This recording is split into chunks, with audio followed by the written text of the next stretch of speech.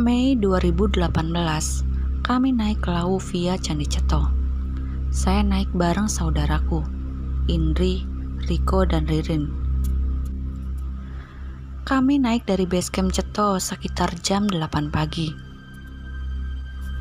Kondisi cuaca cerah seakan menjadi semangat ekstra buat kami. Sehabis registrasi, lalu berdoa terus mulai trekking. Cucu Mbah Ratno, go go go. Slogan yang biasa saat kami mengawali pendakian Lawu kali ini. Seperti biasa, di perjalanan kami isi dengan bercanda, bikin video-video buat story di sosmed masing-masing. Di trek menuju pos 1 ini, kami lewati dengan aman dan masih bersemangat. Sehabis istirahat di pos 1, kami lanjut trekking lagi ke pos 2. Nah, di perjalanan ke pos 2 ini, fisikku mulai kerasa aneh, gak kayak biasanya. Baru beberapa langkah jalan, berasa berat carrier yang kugendong saat itu, yang akhirnya membuat saya beberapa langkah meminta break. Waktu itu, aku masih mikir itu karena fisikku yang sebelumnya emang habis sakit. Makanya gampang capek.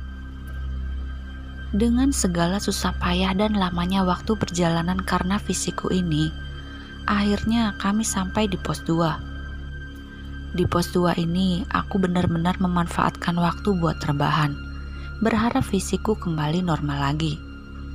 Setelah istirahat lumayan lama, akhirnya kami lanjut jalan lagi menuju pos 3. Bukannya kerasa enakan, fisikku malah kerasa makin drop. Baru sekitar 3-5 langkah, kakiku terasa tak kuat, sampai carrierku dibawakan oleh Riko. Perjalanan menuju pos 3 ini, kami sempat berhenti buat makan bekal yang kami beli di warung saat masih di base camp. Setelah makan, carrierku akhirnya kugendong kembali. Perjalanan ini terasa lama karena anggota tim harus ikutan berhenti karena diriku yang setelah makan pun masih mengeluh sakit di pundak maupun kaki. Perjuangan dan semangat kawan-kawan akhirnya membuat kami sampai di pos 3. Di sini kami memutuskan untuk membuat teh dan kopi serta makan beberapa cemilan yang kami bawa. Akhirnya setelah lama istirahat di pos 3, kami lanjut perjalanan ke pos 4. Alhamdulillah, setelah saya urut-urut kaki dan oles beberapa titik di tubuh, badan ini terasa segar kembali. Walaupun minyak urut, tapi gak apa-apa lah. Perjalanan ke pos 4 tak banyak istirahat. Akhirnya kami sampai di pos 4. Di pos 4, aku berinisiatif mengurut-ngurut bagian-bagian kakiku seperti semula, agar lebih enakan lagi. Tetapi bau minyak urut yang berlebihan dari tubuhku membuat Ririn dan Indri tak nyaman. Gak biasanya saya jalan sama emak-emak bau balsem, celetus Ririn sambil menutup hidungnya. Iya nih, gak mikir kali, baunya buat mual aja, lanjut Indri dengan nada keras. Ya elah, kalau gak lagi kram kakiku juga gak bakal gue pakai balsem, lanjutku yang terpancing emosi saat itu. Ya udah, saya dan Indri jalan duluan. Kalau di pos 5 baunya masih gak hilang, kita jalan sendiri-sendiri aja, saut Ririn langsung sambil menggendong carriernya. Tak lama, Indri pun berdiri dan bersiap meninggalkan saya dan Riko. Idih, kenapa sih kalian? Lagi dapet apa? Turun aja kalau lagi dapet mah, saut Riko yang dari tadi cuma diam. Perkataan Riko sontak membuatku kaget. Kirain dia ingin melerai kita. Ternyata Riko juga terpancing emosi. Keadaan kacau dan emang tak bisa menghalangi keegoisan Ririn dan Indri untuk jalan duluan. Setelah 10 menitan mereka jalan, kita pun menyusulnya. Di perjalanan menuju pos 5 itu, aku beristighfar terus dalam hati. Entah kenapa karena kejadian di pos 4 membuat kami tak bisa berpikir dingin. Setelah berjalan lumayan lama, tepatnya sebelum Sabana, ada satu pohon yang menarik perhatianku. Kupandangi pohon itu seakan ada sesosok manusia di balik pohon tersebut.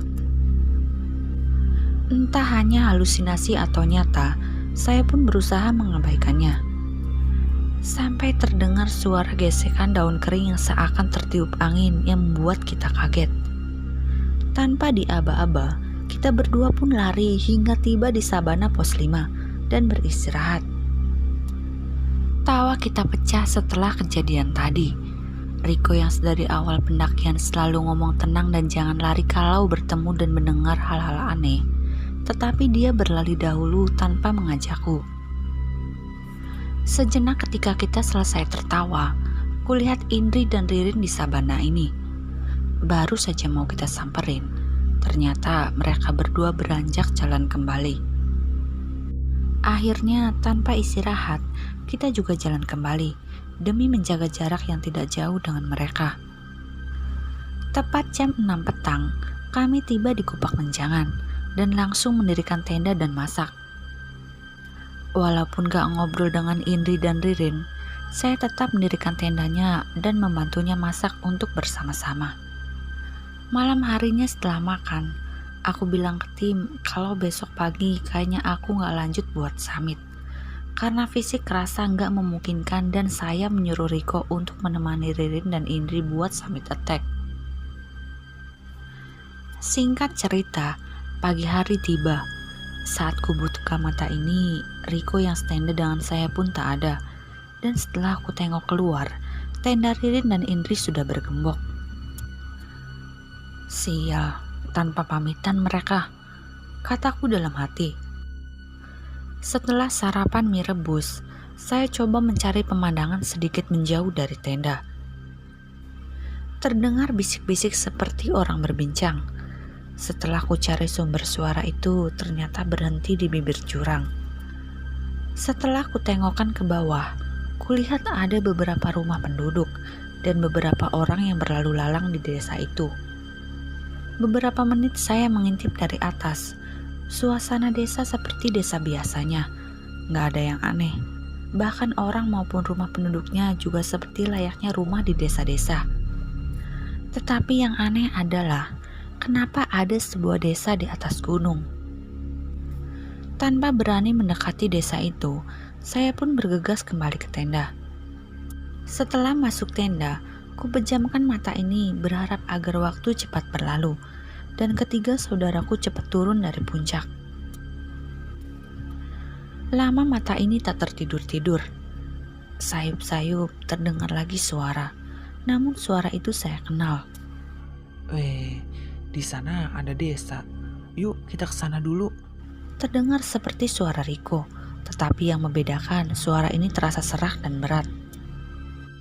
Tanpa basa-basi, aku langsung beranjak dari rebahanku untuk keluar dari tenda menemui Riko. Tapi saat ku pandang beberapa sudut, tak ada sama sekali orang di luar pada saat itu. Sempat terpikir untuk turun duluan dan memanggil bantuan menjemput ketiga saudaraku. Karena saya yakin di atas gunung tak akan ada desa ataupun perkampungan manusia. Setelah ku gendong ranselku, aku malah berubah pikiran. Dengan langkah pelan, ku turuni jurang itu. Kuputuskan untuk mencari tiga saudaraku. Sempat terpeleset beberapa kali karena tak kuat berpegangan ranting-ranting pohon sekitar. Akhirnya saya tiba juga di depan gerbang desa itu. Ada tulisan di salah satu gerbang itu, tetapi karena tak tahu aksara Jawa, saya tak bisa membacanya. Beberapa saat saya jalan, saya bertemu dengan ibu-ibu yang sedang menggendong anaknya di depan rumah. Permisi Bu, boleh tahu ini desa apa ya? Terus apakah ibu melihat 3 orang pendaki masuk desa ini?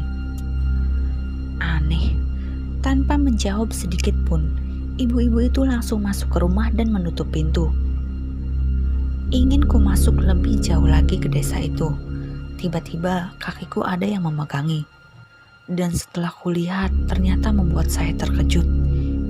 Itu anak yang digendong ibu-ibu tadi, mungkin umurnya sekitar 5-6 tahunan. Dengan muka pucatnya, dia berkata, Om, lari om, lari. berbarengan dengan angin berhembus lumayan kencang, hingga terbukanya pintu rumah ibu tadi.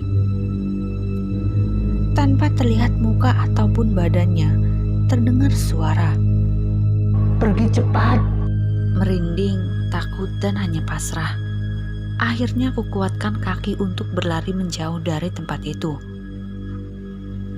Tanpa arah dan jalanan bersemak-semak, akhirnya saya tiba-tiba sampai di Sabana Pos 5. Alhamdulillah, di sana saya bertemu banyak rombongan pendaki lain. Tanpa saya cerita kejadian yang saya alami, ada bapak-bapak yang seakan tahu apa yang menimpa saya. "Kenapa Mas bisa sampai di desa itu? Apa yang terjadi?" tanya bapak-bapak itu. Karena masih takut untuk bercerita, saya hanya bilang, "Panjang ceritanya." Setelah diberikan makan dan minum, saya bercerita tentang sebelumnya saya nenda di pos Kupakan Menjangan. Dan beberapa dari mereka akhirnya naik ke pos itu, padahal waktu habis maghrib. Dan sewaktu jam 9-an, mereka turun kembali. Dan membuat saya kaget, di rombongan yang jalan itu ada Riko, Indri, dan Ririn. Mulutku tak bisa bicara saat itu, tetapi pikiran di otak sudah lari ke sana kemari. Dari mereka hanya jin korinya saja. Halusinasi mata saya, bahkan mereka adalah jelmaan jin yang ingin menyerangku tadi. Singkat cerita, setelah banyak mengobrol dengan ketiga saudaraku, akhirnya kami putuskan untuk buka tenda di Sabana ini. Dan tentunya masih ditemani beberapa rombongan pendaki lainnya, yang saya lupa tanya dari mana saja. Besok paginya setelah makan dan berkemas, kami bersiap buat jalan turun. Agak lupa waktu itu turun jam berapa, mungkin sekitar jam 8. Sehabis berdoa, tak lupa berterima kasih kepada seluruh pendaki di Sabana saat itu. Sebelum turun, kami juga sempat berhenti mengabadikan momen kita ketika turun di Sabana yang tampak sangat cantik pagi itu. Setelah dirasa cukup, kami memutuskan lanjut kembali. Di perjalanan turun ini, fisikku kerasa bugar. Mungkin karena cukup istirahat dan agak lupa dengan trauma itu. Kami memutuskan turun dengan agak berlari karena ngejar waktu zuhur harus sudah sampai base camp. Karena inti dari perjalanan turun kami adalah base camp dan cepat sampai base camp. Hingga alhamdulillah kami berempat tiba di base camp dengan selamat walaupun menghadapi ujian dan cobaan.